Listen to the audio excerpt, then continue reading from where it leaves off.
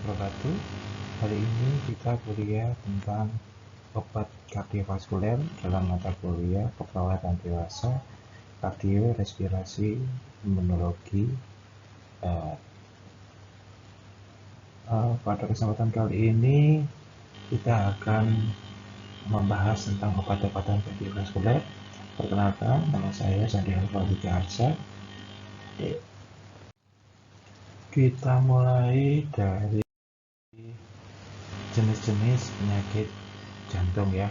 Jenis-jenis penyakit jantung di sini yang sering kita hadapi di pasien adalah tentang gagal jantung kongestif, infak jantung, angina pectoris, aritmia, shock jantung, hipertensi, hiperlipidemia, dan arteriosklerosis. Nah, 8 penyakit ini merupakan kondisi-kondisi di mana jantung mengalami perubahan secara fisiologis. Yang pertama akan kita bahas di sini adalah gagal jantung kongestif. Kemudian gejala jantung tidak mencukupi untuk mempertahankan aliran darah ke organ. Hal ini disebabkan menurunnya kontraktivitas miokard. Akibat adalah darah terbendung di vena, paru-paru dan kaki, menyebabkan sesak nafas dan ödem pada pergelangan kaki. Kemungkinan bisa terjadi karena ödem paru. Penyebab gagal jantung adalah antara lain infak, kerusakan katup jantung, gangguan ritme, dan hipertensi. Kemudian gejala terpenting adalah sesak nafas, ya karena ada ödem paru tadi. Pada saat mengeluarkan tenaga juga saat istirahat. Ödem pada pergelangan kaki karena darah balik terhambat ke jantung, perasaan sangat letih dan kurang bertenaga. Jadi gagal jantung kongestif ini merupakan di mana organ jantung ini gagal dalam melakukan pemompaan. Penyebab-penyebabnya yaitu disebutkan ada infak, kematian pada otot jantung, sehingga kemampuan jantung dalam memompa, ketika memompa itu butuh kekuatan otot pada otot jantung sehingga tidak dapat maksimal. Semua darah di dalam jantung, di dalam rongga jantung, ruang jantung tidak dapat dipompa maksimal keluar dari jantung untuk beredar ke seluruh tubuh maupun ke paru-paru, karena kita ketahui dalam sirkulasi darah sistemik dan sirkulasi darah pulmonal, pembuluh darah ini mengalir ke seluruh tubuh, keluar dari jantung ke seluruh tubuh dan ke paru-paru. Ketika darah terbendung di jantung, yang terjadi adalah tidak mampunya darah kembali ke dalam jantung karena jantungnya penuh, karena penyebabnya tadi tidak bisa dipompa secara maksimal ke seluruh tubuh atau keluar jantung. Akhirnya pembuluh darahnya balik kemana? Ke paru dan juga balik ke seluruh tubuh, artinya nggak stuck. Dia nggak stuck secara semua, tapi akan terjadi bendungan-bendungan, sehingga salah satu tanda gejalanya adalah ödem, karena darah akhirnya merembes berupa bukan darahnya yang merembes tapi cairannya merembes ke dalam paru-paru, kemudian menyebabkan ödem parunya tergenang oleh cairan, kemudian ödem kaki karena aliran darah balik tidak dapat masuk lagi ke jantung karena ada bendungan di jantung.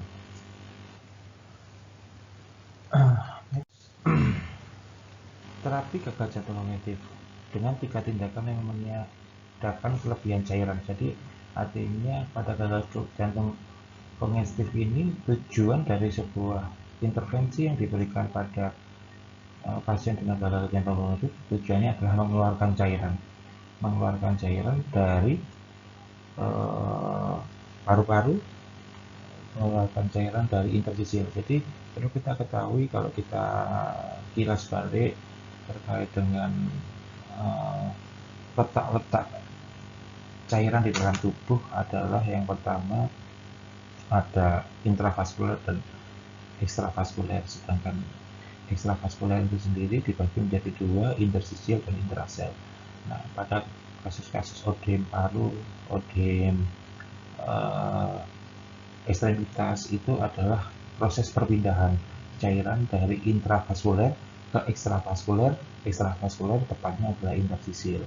Nah, pada gagal jantung komensif ini, tindakan-tindakan yang diberikan adalah dengan meniadakan cairan-cairan atau mengembalikan cairan dalam intravena lagi sehingga dapat dikeluarkan dari tubuh. Banyak istirahat, pembatasan asupan garam, dan pengobatan dengan diuretik.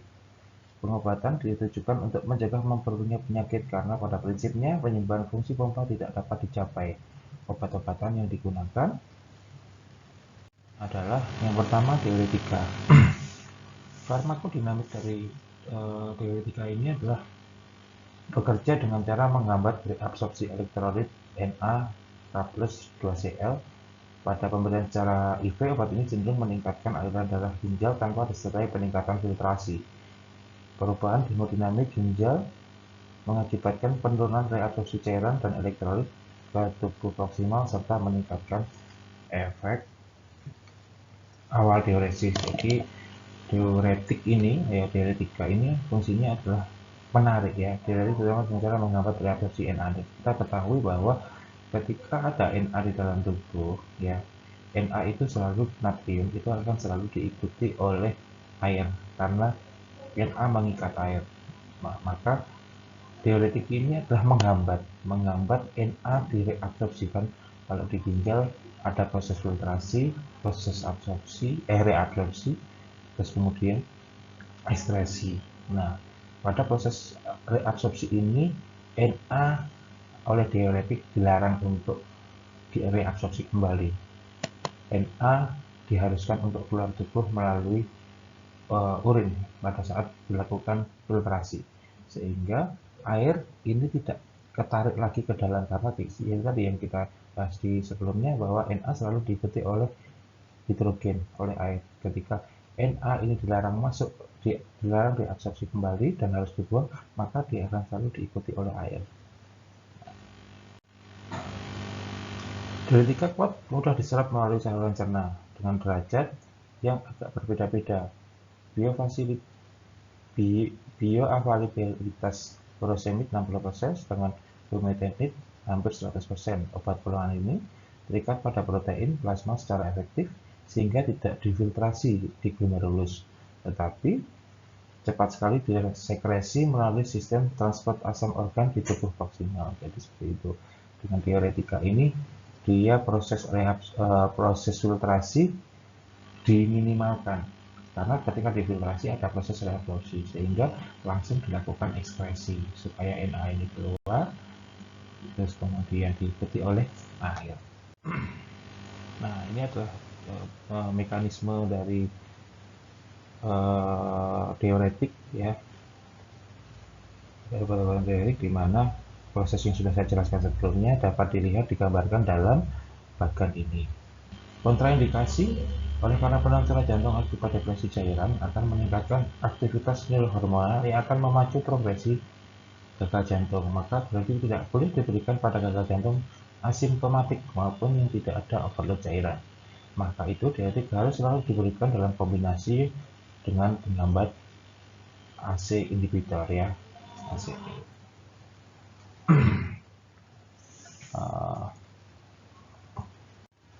Nah, ini adalah dosis-dosisnya. Diuretik kuat, furosemid 20-60 mg. Terus kemudian efek samping utama hipokalemia, hipomagnesemia, hiponatremia, kemudian dan beberapa jenis-jenis diuretik ini memiliki efek samping yang berbeda-beda, efek samping utama yang berbeda-beda. Gangguan cairan dan elektrolit, ya, artinya karena tujuan kita adalah untuk mengeluarkan cairan dan di dalam cairan itu terkandung pula elektrolit, maka dengan berbagai resiko kita juga harus mengantisipasi pada saat pasien itu diberikan diuretika. Kita harus selalu mau memantau elektrolitnya atau sistas, terus kemudian hipotensi. Nah, ini yang sering terjadi ya. Ini ada beberapa dilema ketika kita melakukan pelepasan cairan atau mengeluarkan cairan dalam tubuh. Ketika kita mengeluarkan cairan dalam tubuh, efek yang sering terjadi apabila pasien dengan gagal jantung itu ketika kita mengeluarkan cairan dalam tubuh, efek samping yang selalu ada adalah hipotensi, karena hipotensi tensi itu akan dipengaruhi oleh 3 hal. Yang pertama adalah volume, yang kedua ada kekuatan otot jantung pompanya, yang kedua adalah vaskularisasinya ya. Jadi ketika hipotensi, ketika diberikan diuretik, ini akan mengeluarkan cairan. Biasanya ketika cairan ini dikeluarkan, yang terjadi adalah pengurangan volume air di dalam darah. Nah, dengan pengurangan volume ini, efek sampingnya adalah hipotensi. Efek secara metabolik sudah jelas, reaksi alergi apabila pasiennya memiliki sensitivitas terhadap diuretik ini. Kemudian ada nefritis, interstitialis alergik. Obat kedua untuk mengatasi gagal jantung kognitif adalah digoxin, glikosida jantung atau digoxin. Beberapa efek digoxin pada pengobatan gagal jantung yaitu inotropik positif, kemudian kronotropik negatif, dan mengurangi aktivitas saraf simpatis. Nah, mekanisme dari inotropik ini apa yang disebut dengan digoxin ini dengan inotropik positif menghambat pompa NA-kATPase pada membran sel otot jantung sehingga meningkatkan kadar natrium intrasel, dan ini menyebabkan berkurangnya pertukaran Na dan Ca++ selama relaksasi otot jantung sehingga Ca2 tertahan di dalam sel, Ca2 intrasel meningkat, dan ambilan Ca2+ ke dalam retikulum sikloplasmik meningkat. Dengan demikian Ca2+ tersedia dalam SF untuk dilepaskan ke dalam sistol, kontraksi meningkat sehingga kontraktilitas sel otot jantung meningkat. Jadi inotropik ini, digoxin ini tujuannya adalah meningkatkan kontraktilitas otot jantung ya, karena kita tahu di awal tadi ketika terjadi gagal jantung kognitif, si otot jantung ini mengalami penurunan kemampuan dalam memompa. Nah, dengan diberikannya digoxin ini tujuannya adalah untuk mengembalikan melalui mekanisme kerjanya seperti ini tadi yang dijelaskan, bahwa mengembalikan kemampuan otot jantung untuk memompa secara maksimal kembali. Nah, ini selalu diberikan secara berdampingan dengan obat-obatan yang saya jelaskan sebelumnya adalah furosemid atau diuretik. Ketika terjadi penurunan volume, hilangnya volume, maka untuk meningkatkan salah satu efeknya tadi adalah hipotensi. Ketika terjadi hipotensi, maka kemampuan otot jantung ini juga akan menurun. Untuk meningkatkan apa salah satunya? Meningkatkan kontraktilitas ototnya ya, dengan pemberian obat-obatan inotropik ini.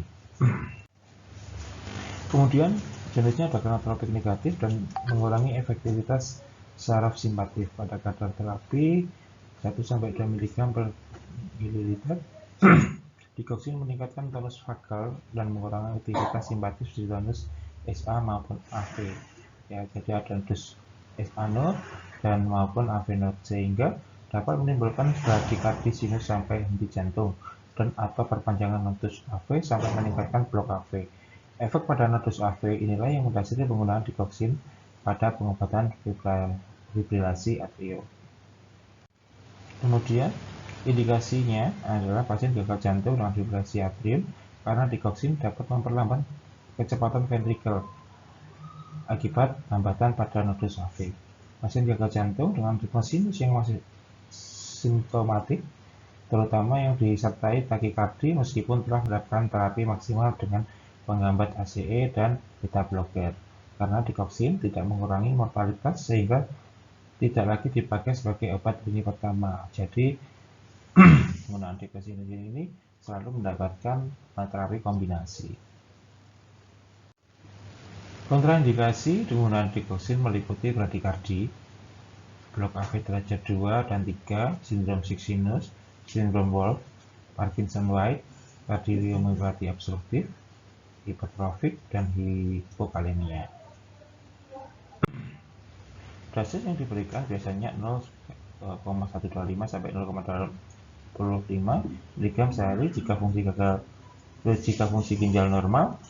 Pada lansia itu dengan dosis yang sekian, kadang sampai dengan 0,25 mg, digoxin tersedia dalam bentuk tablet 0,25 mg.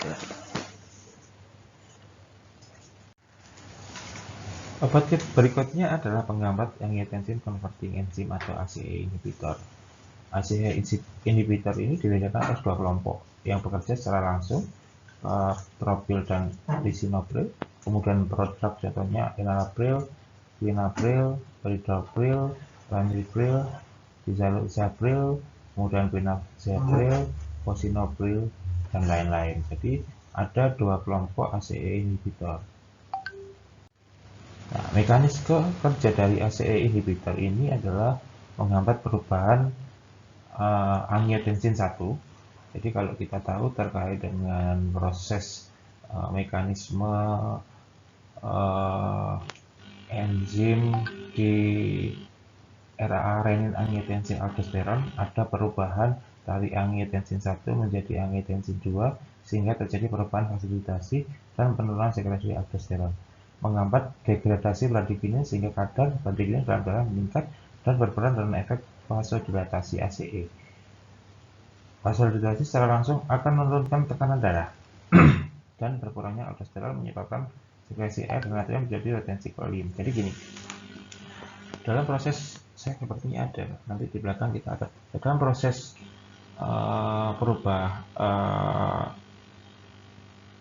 kontrol tekanan darah itu ada peran-peran enzim di sana.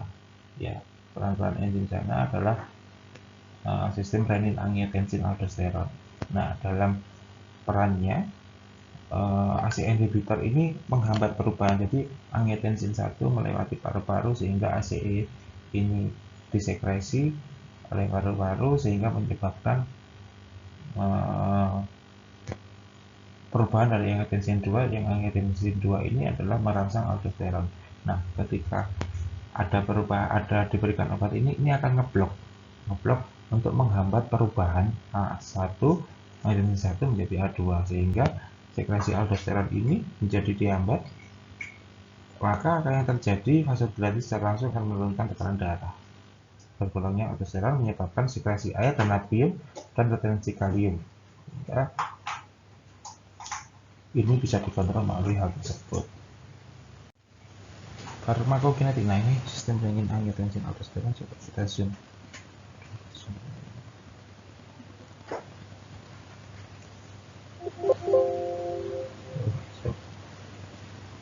Ya, farmakokinetiknya katropil diabsorpsi dengan baik pada pemberian oral dan bioavailabilitasnya 70-75%. Pemberian bersama makanan akan mengurangi absorpsi sekitar 30%. Maka dari itu obatnya harus diberikan 1 jam sebelum makan. Sebagian besar ACE inhibitor mengalami metabolisme di hati, kecuali lisinopril yang tidak dimetabolisme. Eliminasi umumnya melalui ginjal, kecuali fosinopril yang mengalami eliminasi di ginjal dan biliar. Ya enggak, nanti kalau ketemu slide-nya ini saya berikan, bisa di zoom di mana ada proses mekanisme dari ACE inhibitor ini.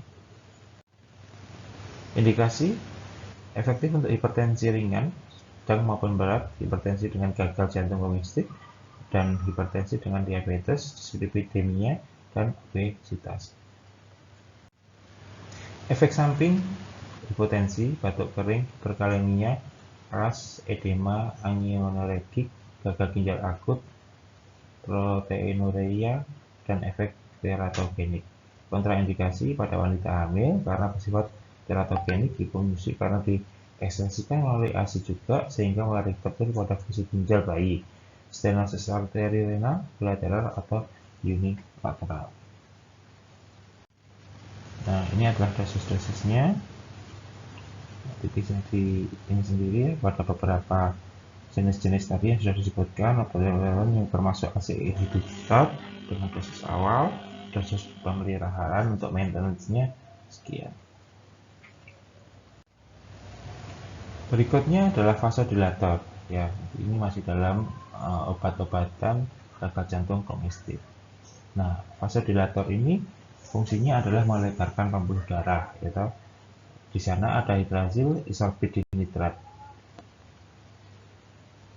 Kombinasi ini dapat diberikan pada pasien gagal jantung sistolik yang tidak dapat mentoleransi penghambat ACE dan angiotensin 2 untuk mengurangi mortalitas, morbiditas, dan perbaikan kualitas hidup. Hidrazil merupakan vasodilator arteri sehingga menurunkan afterload, sedangkan isorbit dinitrat merupakan vasodilator sehingga menurunkan preload jantung. Ya. Jadi vasodilator ini ada dua jenis, ya. Vasodilator untuk arteri dengan hidralazin, kemudian untuk isorbit dinitratnya ini untuk vena.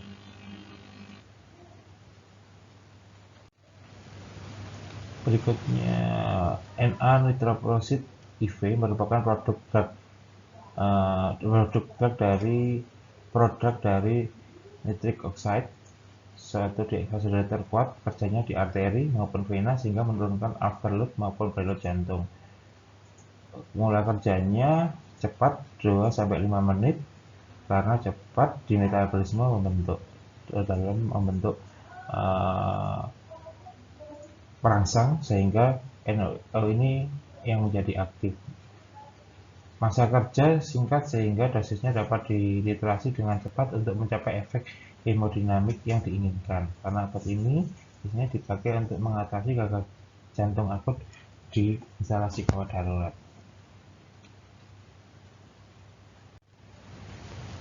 Nitroglycerin IV, obat ini juga produk dari NO.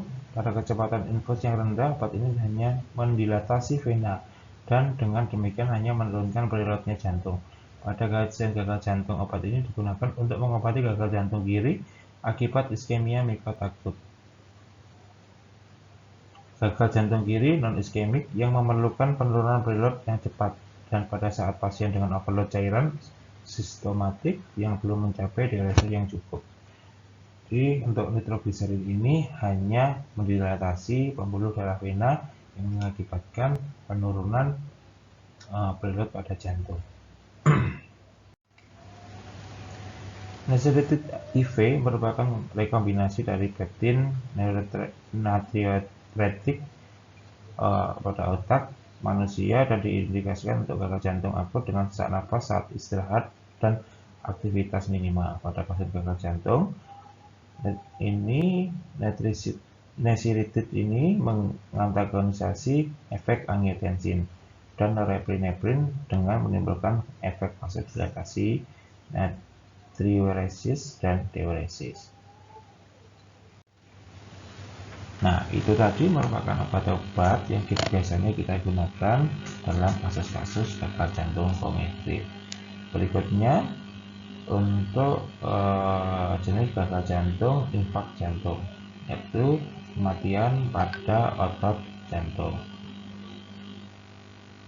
Pengertian arteriosklerosis, pengertian arteri koroner menjalar ke seluruh bagian ular otot jantung dapat tersumbat oleh endapan kolesterol kapur yang digeser disebut sebagai arteriosklerosis. Sekitar tempat penyimpanan bagian dalam pembuluh darah robek yang mengakibatkan pembekuan darah setempat. Bila suatu gumpalan darah beku atau trombus menyumbat aliran darah, maka akan terjadi infak jantung. Umumnya disebut serangan jantung. Bagian jantung yang tidak menerima lagi darah berangsur-angsur akan mati karena tidak menerima nutrisi dan oksigen. Pada jaringan mati terbentuk jaringan parut besar yang mengganggu fungsi pompa otot jantung. Jadi pada kasus infak jantung ini suplai darah, intinya suplai darah pada otot jantung ini mengalami hambatan, mengalami penyempitan, sehingga pemberian nutrisi oksigen, distribusi nutrisi ini tidak adekuat menuju otot jantung. Lama-kelamaan otot jantung mulai dari iskemia, injuri, sehingga jatuh pada kondisi iskemia, injuri pada kondisi infark atau kematian pada otot jantung.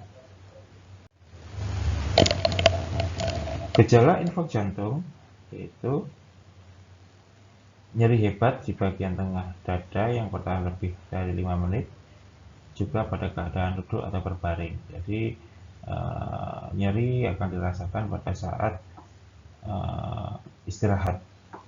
Nyeri menyebar ke leher, punggung, dan ke satu atau kedua lengan, sering kali ke lengan kiri. Jadi ya khasnya infark miokard akut, ya seperti yang pernah Bapak Ibu teman-teman semua pelajari, bahwa khasnya infark miokard itu adalah nyeri dada sebelah kiri tembus ke punggung, menjalar ke leher, tengkuk tangan kiri.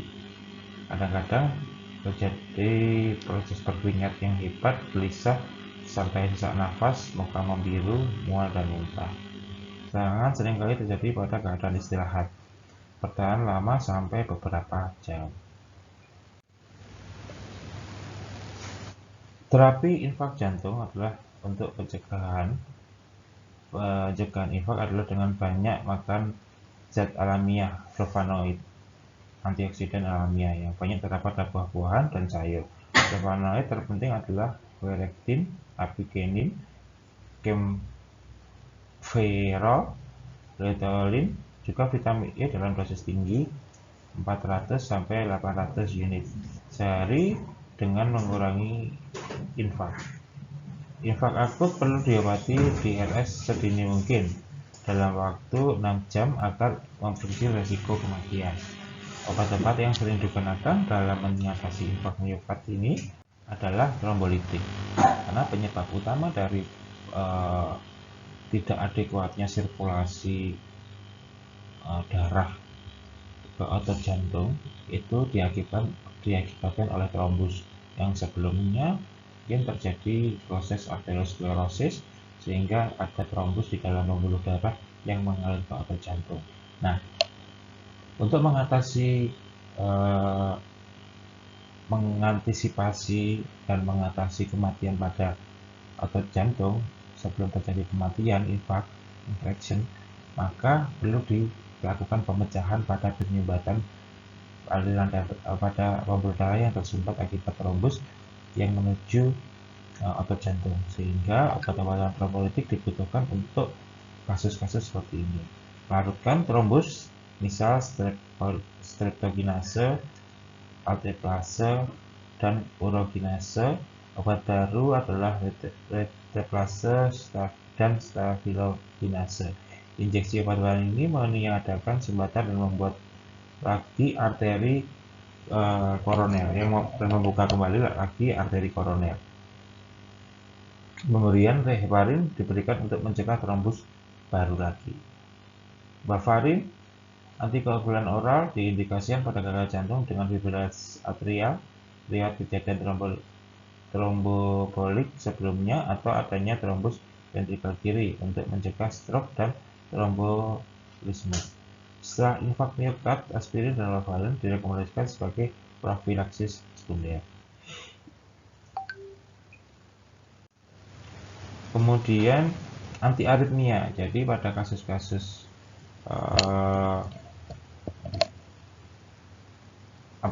miokard infark, ya, miokard infark ini biasanya disertai dengan kondisi aritmia. Jadi pompa jantung, terus kemudian ritmiknya dalam jantung berdetak memompa darah itu tidak mengakibatkan mengakibatkan pompa jantung ini menjadi tidak ritmik, tidak berirama. Nah, maka dari itu obat-obatan anti aritmia ini tujuannya adalah supaya jantung ini ritmik kembali, ritmenya menjadi konstan kembali sehingga proses pembuangan darah ini menjadi lebih efektif. Mekanisme kerja menghambat arus masuk ion Na dengan cara depresi pada fase 0 dan konduksi lambat 2+ memanjangkan repolarisasi. Jadi dalam konduktivitas otot jantung ya, konduktivitas kelistrikan pada otot jantung ada proses yang namanya repolarisasi. Repolarisasi itu ketika dari AV node dari AV node memberikan respon kelistrikan pada serabut Purkinje. Pada serabut Purkinje ini memberikan efek kontraksi pada ruang ventrikel sehingga ventrikel dapat berdenyut. Nah, repolarisasi adalah proses kembalinya kelistrikan merespon ke S anode kembali untuk memberikan kejut listrik, memberikan efek kelistrikan kembali untuk dapat berdenyut pada atrium. Nah, ketika terjadi aritmia, proses repolarisasi, jadi repolarisasi adalah proses kembalinya kelistrikan dari serabut Purkinje kembali ke S anode untuk memberikan respon ini berjalan cepat ya, jadi kan jantung ini tidak aritmik sehingga antiaritmia ini tujuannya untuk menghambat itu, prosesnya akan ditujukan agar prosesnya berjalan sebagaimana mestinya sehingga kontraktilitas otot jantung ini menjadi lebih ritmik kembali. Indikasi untuk pasien dengan kontraindikasi kontraksi atrium dan ventrikel prematur atau terapi pemeliharian, sedangkan dosis yang lebih tinggi terbatas untuk takikardi ventrikel proksimal. Kontraindikasi tidak digunakan untuk pengobatan takikardi ventrikular menetap dan aritmia yang disebabkan oleh digitalis. Antiaritmia lidokain, amiodaron, cetalol ini biasanya obat-obatan yang dipakai yang digunakan dalam kasus tertentu. Analgetika narkotik biasanya morfin, betidin, fentanyl, dan tranquilizer, diazepam, dan risperidol. Dapat diberikan guna melawan rasa nyeri dan kecemasan pada pasien. Semua pengobatan dilakukan secara parenteral agar menjamin efek yang lebih cepat. Pengobatan selanjutnya sesudah infak dilakukan untuk mencegah infak kedua, yaitu dengan antikoagulasi, zat pengencer darah, antitrombotika untuk memecah penggumpalan trombosis dan pembentukan trombus. Beta blocker tertentu perlu diminum 1-2 tahun. ACE inhibitor, kemudian antilepemika yaitu simvastatin dan lainnya untuk mengurangi komplikasi kematian dianjurkan pada pasien dengan kadar kolesterol tinggi. Nah, itu tadi merupakan obat-obatan yang bisa digunakan pada kasus-kasus infak hepat. Berikutnya adalah kasus angina pectoris ya. Angina pectoris merupakan terjadi karena otot jantung kekurangan oksigen dan pada pembebanan fisik. Emosi juga karena hawa dingin. Penyebab adalah penciutan satu atau lebih arteri koroner sehingga penyerahan darah ke otot jantung menjadi berkurang. Gejala angina merupakan serangan nyeri hebat di bawah tulang dada yang seringkali menjalar sampai ke kedua pundak, kadang ke leher dan rahang atau ke lengan, dirasakan sangat berat. Terutama jika naik tangga atau mengeluarkan tenaga segera sesudah makan. Lama serangan umumnya antara 5-30 menit. Jadi angina pectoris ini intinya hampir sama, penyebabnya karena kurangnya sirkulasi ke otot jantung ya, sehingga lebih ke arteri koronernya ya, sehingga penyerahan darah ke otot jantung ini menjadi berkurang. ketika berkurang akan menyebabkan otot jantung ini menjadi iskemia. Gejalanya istirahat ketika melakukan aktivitas fisik, ringan saja mengalami nyeri hebat yang dirasakan 5-30 menit. Terapi pada angina pectoris tindakan umum adalah mencegah pengaruh dan menyebabkan peningkatan kebutuhan oksigen jantung. Menerapkan cara hidup sebagai berikut dalam bentuk berhenti merokok, membatasi minum kopi dan alkohol, meniadakan overweight atau obesitas, menghindari beban berat, aktivitas fisik maupun mental yang menyebabkan kebutuhan oksigen ini meningkat, sehingga mengurangi dengan peniadaan menghindari beban berat ini mengurangi beban kerja jantung. Berjalan cepat, lari kecil 0,5 setengah jam sampai 1 jam sehari 3-5 kali per minggu untuk memperbaiki sirkulasi otot jantung. Jadi yang bisa mengontrol sendiri adalah pasien itu sendiri dengan pembatasan aktivitas fisik yang berat, sehingga yang ketika terjadi rasa tidak nyaman pada dadanya, dia bisa mengakhiri aktivitas tersebut. Nah, biasanya penyebabnya adalah hipertensi yang tidak terkontrol. Salah satunya dengan cara untuk mengatasi angina pectoris ini adalah mengobati penyebabnya, adalah pengobatan pada hipertensinya. Pengobatan angina dapat dilakukan dengan sejumlah obat, yaitu vasodilator koroner, yaitu pelebaran, memberikan obat untuk melebarkan pembuluh darah sehingga sirkulasi darah ke otot jantung tadi kembali normal, kembali terpenuhi, kembali menjadi adekuat. Pada serangan akut, obat pilihan utama adalah nitrogliserin, sublingual, dan oromucosal atau spray dengan kerja cepat dan singkat. Efeknya setelah 2 menit dan bertahan 30 menit. Jika perlu dapat diulang sesudah 3-5 menit. Bila efek sudah dicapai, obat dikeluarkan dari mulut. Contoh nitrogliserin sublingual adalah gliseril trinitrat, trinitrin, nitrostat, nitrogliserin plaster, ada nitroderm, TTS, nitrogliserin spray, nitrolingual spray. Pada serangan akut, nitrogliserin dapat dikombinasikan dengan analgetik dan narkotik untuk melawan nyeri dan sebagai penenang, karena dengan cara kita memberikan situasi yang rileks, harapannya tidak ada pemicu untuk menambah beban kerja jantung kembali.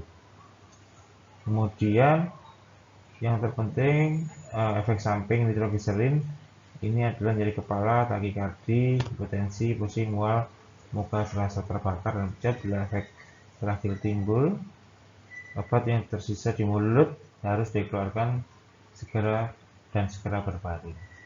Kemudian penyimpanan tablet nitrogliserin dalam wadah gelas tertutup baik karena mudah menguap. Oksigen obat diperbarui setiap 2-3 bulan. Aktivitas tablet dites dengan cara menaruh tablet di lidah harus menimbulkan rasa pedas. Obatnya masih bekerja. Berikutnya, pada angina pectoris ini ada pemberian isorbit. Efek sama dengan nitrogliserin tetapi bersifat long acting sebagai terapi interval jangka panjang untuk mengurangi frekuensi serangan.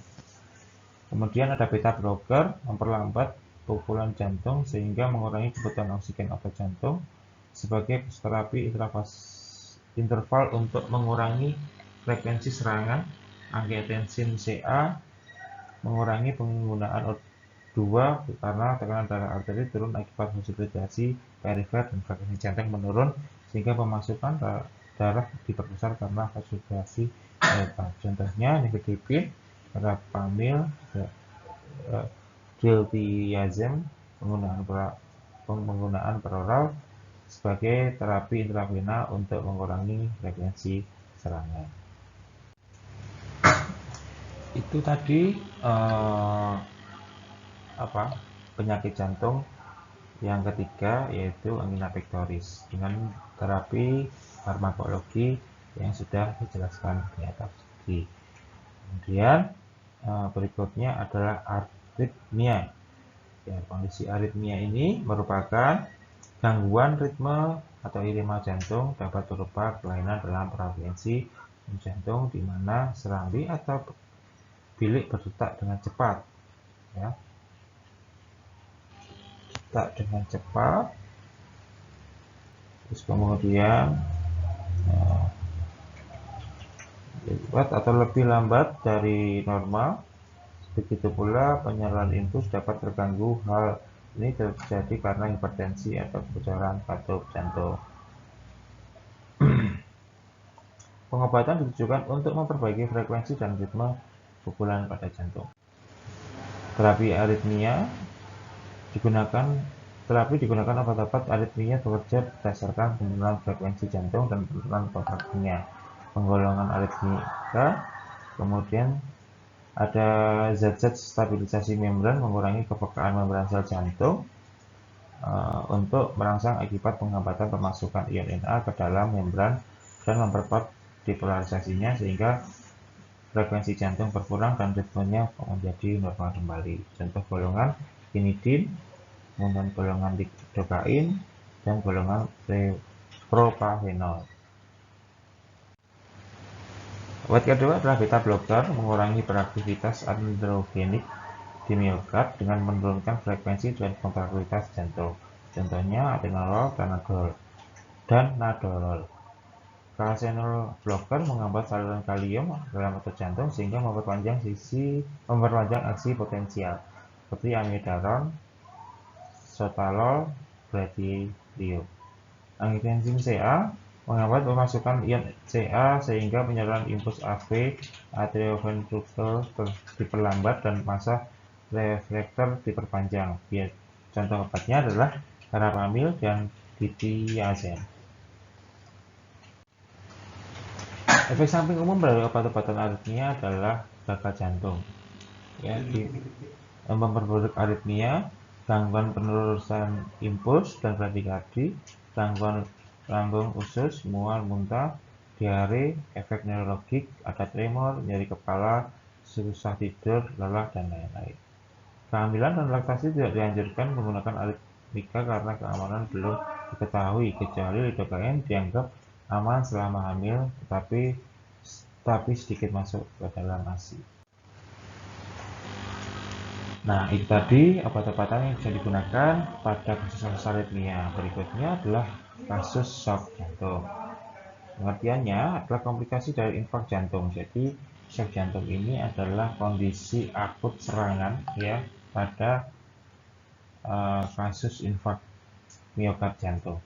Pemasukan darah ke jaringan berkurang, gejala kulit pucat, dingin, akralnya, rasa takut, gelisah, denyut jantung cepat dan lemah, lalu bisa terjadi pincang, dapat diakibatkan takikardi yang hebat dan radang pada otot jantungnya. Radang pada otot jantungnya disebut myokarditis.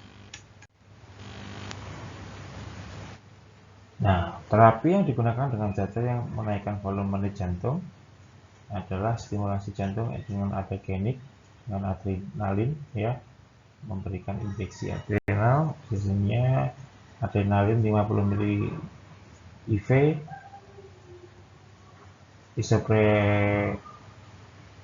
isoprenalin, kemudian ada doputamin, ada dopamin ya untuk meningkatkan kontraktilitas, memberikan efek digitalis. Obat antiaritmika, obat-obatan antikolinergenik, kalsium glukonat, natrium bikarbonat 8,4% diberikan dengan catatan khusus bertujuan untuk terapi asidosis akibat anoksia dan hipoksia. Nah, berikutnya adalah hipertensi. Regulasi tekanan darah, di mana ginjal memegang peran utama dalam mengatur tingginya tekanan darah yang itu tadi melalui sistem renin-angiotensin. Ya. Bila volume darah yang mengalir melalui ginjal berkurang dan tekanan darah di glomeruli ginjal menurun, misalnya karena penyempitan arteri setempat, maka ginjal dapat membentuk dan melepaskan enzim proteolitis renin. Nah, renin akan menghidrolisa protein angiotensinogen menjadi angiotensin 1, di mana angiotensin diubah oleh angiotensin converting enzyme ACE menjadi angiotensin 2 yang bersifat vasokonstriksi kuat dan menstimulasi sekresi hormon aldosteron oleh ginjal dengan sifat retensi garam dan air akibat volume darah dan tekanan darah naik menjadi normal. Jadi meregulasi. Jadi regulasi tekanan darah itu seperti ini. Jadi sistem renin-angiotensin 2 ini berperan karena seperti yang saya sebutkan tadi ada 3 kondisi yang menyebabkan bukan kondisi ya, 3 organ, 3 komponen lah ya yang ngomongnya, yang dapat meningkatkan tekanan darah. Yang pertama adalah jantung itu sendiri, terus kemudian pembuluh darahnya, kemudian volume darahnya. Ya, jadi proses 3 komponen ini, proses dalam perannya dalam memberikan tekanan darah ini, 3 organ ini dikontrol oleh proses angiotensin atau renin angiotensin aldosteron ini. Nah, maka dari itu sering kita temukan pada pasien-pasien dengan gagal ginjal akut memiliki efek hipertensi. Sebelumnya malah biasanya hipertensi mengakibatkan gagal ginjal, tapi ketika gagal ginjal karena ginjal memiliki fungsi ekskresi dan non ekskresi. Fungsi non ekskresinya adalah salah satunya adalah meregulasi tekanan darah pada tubuh. Nah, karena proses renin-angiotensin ini membutuhkan fungsi ginjal non ekskresi ketika ginjalnya rusak, jadi maka regulasi dalam pengaturan tekanan darah dalam tubuh ini menjadi terganggu pula. Nah, selain regulasi hormonal dengan RAS, ada beberapa faktor fisiologi yang dapat mempengaruhi tekanan darah, yaitu volume pukulan jantung, pelenturan jenjang arteri, dan pelepasan neurohormon. Nah, hal-hal ini yang dapat mempengaruhi peningkatan tekanan darah, meregulasi tekanan darah. Penyebab hipertensi adalah dikatakan hanya sekitar 10% adalah karena penyakit ginjal dan penciutan aorta arteri ginjal, tumor anak ginjal yang berakibat overproduksi hormon-hormon tertentu yang berakibat menaikkan tekanan darah, obat-obatan kontrasepsi hormonal, kortikosteroid, hepatomimetik, ephedrine, amfetamin, fenilpropanolamin disebut sebagai hipertensi sekunder. 10% kurang lebih hipertensi tidak diketahui penyebabnya. Dia primer pediatrik, penyebab genetik, lingkungan,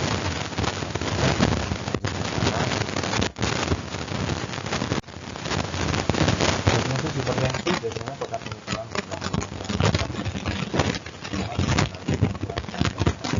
berlainan atau dalam 1 minggu. Umumnya tekanan normal untuk dewasa adalah 120 sampai 110 untuk sistol, 80 sampai 90 untuk resiko akibat hipertensi adalah gagal jantung karena kelainan tinggi menyebabkan jantung memompa lebih keras. Kemudian serangan stroke akibat adanya kapiler pada otak, kemudian ada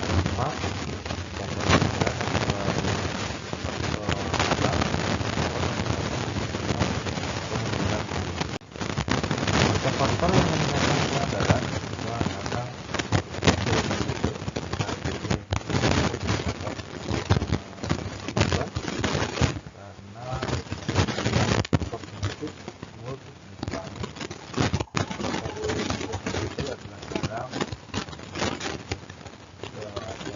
drop di gula-gulaan, kemudian stres, merokok, ambil-ambil, hormon pria, hormon B dan glukosid, dan akan meningkatkan tekanan darah.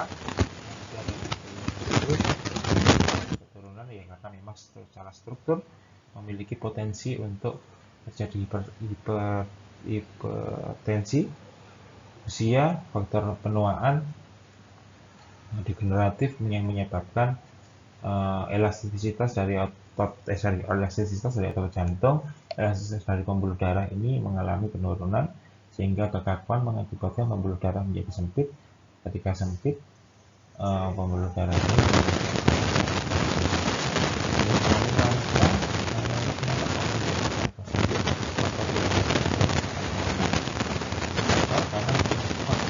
karena faktor hormonal.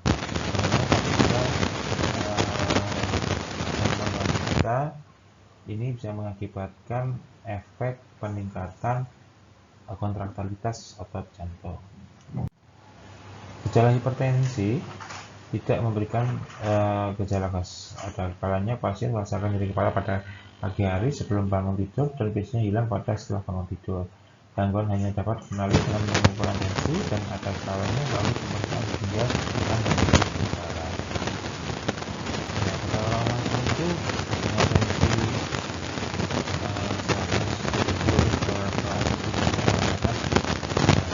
170 apa karena setiap orang itu memiliki toleransi terhadap nyeri, toleransi terhadap rasa sakit itu yang berbeda-beda. Nah, faktualnya hipertensi ini diagnosa berdasarkan hasil pemeriksaan. Tindakan hipertensi tindakan umum menguruskan badan dengan tekanan darah turun 0,7 sampai 0,5 mg/Hg setiap kilogram berat badan. Mengurangi garam dalam dietnya kurang lebih 3 gram per hari, membatasi kolesterol dalam diet, berhenti merokok, membatasi minum kopi, membatasi minum alkohol untuk istirahat tidur, berat badan olahraga. Hal ini lebih mengaktifkan saraf parasimpatis daripada saraf simpatis. Kontrol tekanan darah teratur dan berkala karena hipertensi seringkali tidak menunjukkan gejala. Misalnya kontrol tekanan darah tiap 1 atau 2 tahun sekali, khususnya usia lebih dari 45 tahun ada riwayat hipertensi. Pengobatannya, penanganan dasar hipertensi itu dari penanggulangan overweight karena merupakan salah satu faktor penyebab terjadi peningkatan tekanan darah, pembatasan garam dan peningkatan laktosa. Ini meregulasi diri dalam pola hidup sehat dan menurunkan berat badan, mengurangi pembatasan asupan garam karena Na tadi. Semakin banyak Na dalam tubuh, yang terjadi adalah peningkatan volume darah karena tadi yang sudah dibahas di awal, ketika natrium ini banyak di dalam tubuh, maka banyak juga cairan yang terjebak di dalam tubuh. Ketika cairan terjebak dalam tubuh, kalau diabsorpsi kembali ke darah, mengakibatkan peningkatan volume darah. Ketika peningkatan volume darah, peningkatan beban jantung menjadi meningkat, sehingga tekanan darah menjadi lebih tinggi dan menjadi meningkat. Hipertensi berat, penanganan dasar ditambahkan obat-obatan antihipertensi. Pengobatan hipertensi bertujuan untuk menurunkan tekanan darah dan menghindari komplikasi. Karena banyak penyakit yang diakibatkan faktor kausanya adalah hipertensi. Salah satunya penyakit ginjal, kemudian stroke.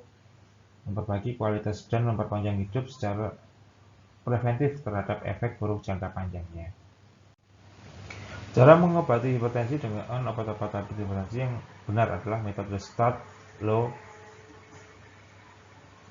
go low, yaitu harus dimulai dengan dosis rendah agar tekanan dan darah tidak menurun secara drastis. Setiap 1-2 minggu dosis berangsur dinaikkan sampai tercapai efek yang diinginkan. Jadi obat-obatannya dari dosis yang terendah dulu diberikan, kemudian dilihat efeknya, dievaluasi setiap 1-2 minggu. Kalau belum sampai tercapai, maka dosisnya dinaikkan sehingga tekanan darah itu mengalami penstabilan, ya, dengan tekanan darah yang stabil. Jadi efek yang diinginkan adalah efek normal, tekanan darah normal. Penghentian pemakaian obat juga harus berangsur. Jadi ada tapering up, ketika di up sampai dosis yang pada dosis sampai memberikan efek yang pada tensi normal. Ketika sudah stuck normal dengan dosis tersebut, coba sedikit-sedikit diturunkan, kemudian obat harus segera diturunkan.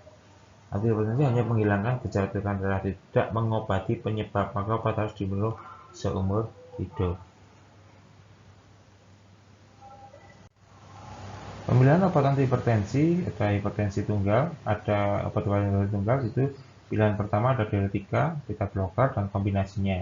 Pilihan kedua ada ACE inhibitor, pilihan ketiga cadangan ada angiotensin CA. Jadi untuk keamanannya dilakukan.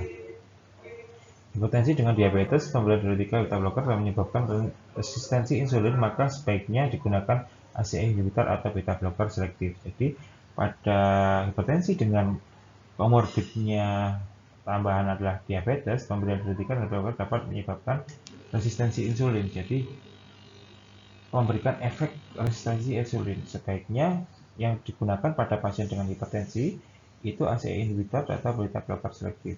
Jika dapat dikontraindikasi, jika terdapat kontraindikasi terhadap kelompok obat ini, dianjurkan obat lain seperti alpha beta blocker dan angiotensin CA.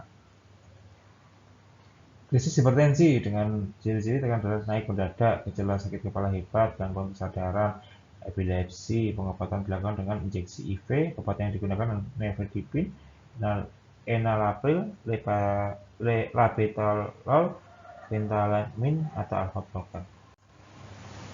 Pengulangan obat antihipertensi biasanya digunakan diuretika, alpha blocker, beta blocker, obat-obatan simpatif, angiotensin kalsium, ACE inhibitor, dan angiotensin 2 reseptor blocker serta vasodilator. Mekanisme antihipertensi meningkatkan pengeluaran air dalam tubuh. Jadi volumenya dibuang supaya ketika kita membuang volume maka beban kerja jantung menjadi menurun. Kemudian memperlambat kerja jantung. Nah, kalau volume hilang, betul-betul prinsipnya jantung akan tidak memiliki beban untuk mendistribusikan cairan ke dalam tubuh yang lebih. Kemudian memperlebar pembuluh darah, memberikan efek vasodilator, menstimulasi sistem saraf pusat dengan kaitannya dengan hormonal, mengurangi pengaruh sistem saraf terhadap jantung dan pembuluh yaitu alpha blocker 1, 2, beta blocker, dan alpha atau beta blocker. Efek samping obat hipertensi ini adalah secara umum bisa menyebabkan hidung mampet, mulut kering, bradikardi, rasa letih dan lesu, gangguan penglihatan, mual, diare. Efek-efek tersebut sementara hilang dalam waktu 1-2 minggu setelah penggunaan obat-obat tersebut, dapat dihindari dengan pemberian dosis yang berangsur dinaikkan sehingga penurunan tekanan darah mendadak dapat dihindarkan. Obat-obatan sebaiknya diminum setelah makan agar kadar obat dalam plasma tidak mendadak tinggi. Penghentian terapi tidak boleh mendadak ya, tapi secara berangsur untuk mencegah bahaya naiknya tekanan darah mendadak dan kuat jadi rebound effect.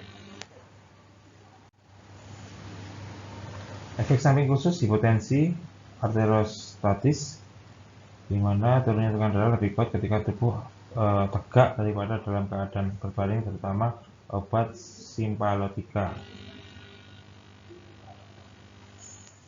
Depresi, kemudian retensi garam dan air, penurunan rasio HDL, ini menjadi efek samping khusus dari obat-obatan yang digunakan untuk hipertensi ini tadi. Kehamilan dan laktasi ini yang diberikan hipertensi gestasional biasanya ya, bisa diberikan diuretika. Kemudian beta blocker, obat yang memiliki efek pada saraf pusat dan angiotensin CA, ACE inhibitor dan vasodilator. Nah, itu tadi adalah farmakologi obat-obatan penyakit jantung pada hipertensi. Berikutnya antilipidemika, di mana kolesterol adalah satu zat alamiah dengan sifat fisik berupa lemak, tetapi mempunyai rumus steroida. Kolesterol merupakan zat esensial bagi tubuh untuk sintesis zat-zat penting seperti membran sel, hormon kelamin, anak ginjal, vitamin D, serta asam empedu. Kolesterol terdapat pula dalam lemak hewani, kuning telur, dan batu empedu. Absorpsi kolesterol dari usus hanya terjadi bila ada cukup asam empedu untuk mengemulsinya. Setiap hari dapat diserap kira-kira 200-600 mg kolesterol. Tubuh terutama hati membentuk 700-1000 mg kolesterol dalam sehari. Nah, dalam keadaan normal, hati melepas kolesterol dalam darah sesuai dengan kebutuhan, tetapi bila diet mengandung terlalu banyak kolesterol, maka kadar kolesterol darah akan meningkat. Lazim kurangnya lebih dari 2/3 kolesterol tubuh disintesis secara endogen. Hanya 1/3 berasal dari pangan. Sejumlah orang secara bawaan cenderung membentuk banyak kolesterol endogen terlepas dari kebiasaan diet merupakan pasien hipokolesterolemia familial. Demikian teman-teman semua mahasiswa kuliah tentang obat-obatan jantung. Ada beberapa yang kita bahas terkait dengan obat-obatan ini dan jenis-jenis obat, bagaimana efeknya, bagaimana cara kerjanya obat-obatan jantung ini dalam memberikan kontribusi untuk menormalkan kembali atau memberikan terapi supaya tidak terjadi kematian pada pasien dengan gangguan pada jantungnya. Terima kasih atas perhatiannya. Apabila ada pertanyaan, apabila ada masukan terkait dengan presentasi ini, bisa ditanyakan di kolom komentar atau bisa langsung WhatsApp saya di nomor yang akan saya sertakan di deskripsi. Terima kasih. Semoga yang kita diskusikan, yang saya sampaikan ini bermanfaat. Assalamualaikum warahmatullahi wabarakatuh.